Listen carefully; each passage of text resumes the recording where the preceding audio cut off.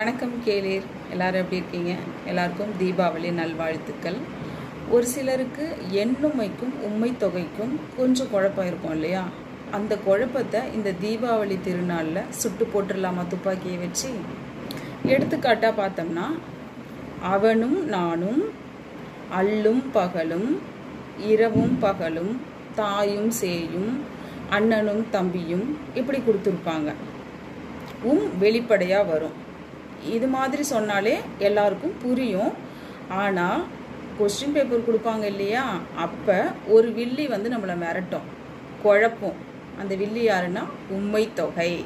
உண்மை தொகையை பற்றி நான் அப்புறமா உங்களுக்கு சொல்லித்தரேன். ஏன்னா இப்போவே சொல்லி கொடுத்தா நானே குழப்பி விட்டுருவேன், அந்த வில்லி நானாகவே ஆயிடுவேன். அதனால இந்த சாப்டரில் நம்ம எண்ணுமையை மட்டும் பார்க்கலாம், சரியா? இப்போ பாருங்கள், இந்த மாதிரியெல்லாம் உங்களுக்கு எடுத்துக்காட்டில் கொடுத்துருப்பாங்க, கேள்வியில் கொடுத்துருப்பாங்க. தாயும் சேயும், தாய் 1 சேய் 2 என்றோம். தாயும் சேயும் ரெண்டும் எடுத்துக்கிறோம். அப்போ எண்ணுமை என்றோம்.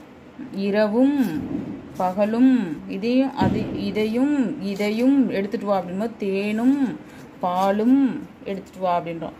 அல்லும் பகலும் என்றோம். அதனால் இதுக்கு பேர் எண்ணுமை. சின்னதாக ஒரு டெமோ ட்ரை பண்ணேன். இது உங்களுக்கு புரிஞ்சிருந்துதா பிடிச்சிருந்துதான்னு எனக்கு கமெண்ட்டில் சொல்லுங்கள். லைக்காவது போடுங்க. அப்போ தான் எனக்கு தெரியும், ஓகே இது யாருக்கோ பயன்பட்டு இருக்கு அப்படின்னு சொல்லிட்டு.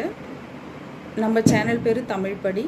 பிடிச்சிருந்தாலும் புரிஞ்சிருந்தாலும் சேனலை சப்ஸ்கிரைப் பண்ணிக்கோங்க. ஆல் பட்டனையும் கிளிக் பண்ணிக்கிட்டிங்கன்னா தொடர்ந்து என்னோடய பதிவுகள் வரும்போது உங்களுக்கு நோட்டிஃபிகேஷன் வரும். மறக்காமல் நீங்கள் எல்லாத்தையுமே கவனிக்கலாம். எனக்கு தெரிஞ்ச இலக்கணத்தை சுலபமான முறையில் சொல்லி கொடுக்க முயற்சி பண்ணுறேன்.